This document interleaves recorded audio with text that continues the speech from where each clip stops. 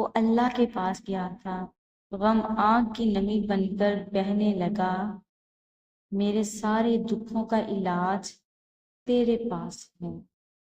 وہ کعبہ شریف کو دیکھتے ہی رو پڑا، جیسے ماں کو دیکھ کر بچے کے سارے درد جاگ پڑتے ہیں۔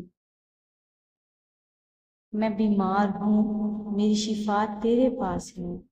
وہ سجدے میں گرا تھا، کچھ نہیں چاہیے سوائے سکون کے۔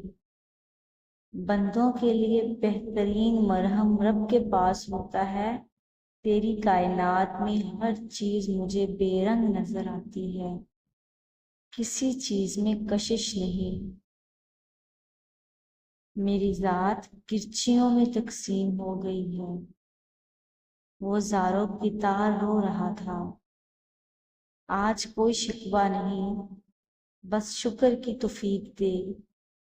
مکہ کی سرزمین گیلی ہونے لگی، اور پھر جو رب کے پاس شفا کے لیے نہیں جاتا نا، وہ چاہے تو ساری کائنات پھر لے۔ ایک مصور ہی اپنی خراب پینٹنگ میں دوبارہ رنگ بھر سکتا ہے۔ پھر کعبہ کا رب اس پہ مہربان ہوا تھا۔ مہربانیوں میں سب سے بڑی مہربانی رب کی مہربانی ہے۔ وہ مہربان تو جگ مہربان، ایک ٹھنڈی فوار اس کے دل پہ برسنے لگی۔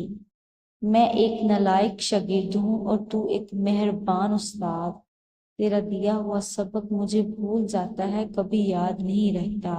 اس پر بھی تو مجھے ڈانٹتا نہیں، بلکہ پھر سے یاد کرنے کا کہتا ہے۔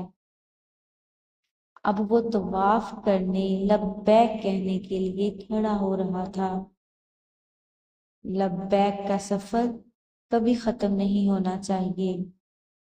آپ تھک جاؤ مگر پھر بھی اڑے رہو، میں حاضر ہوں، میں حاضر ہوں کہ کلمات ہمیشہ جاری رہنے چاہیے، کبھی نہیں رکنے چاہیے۔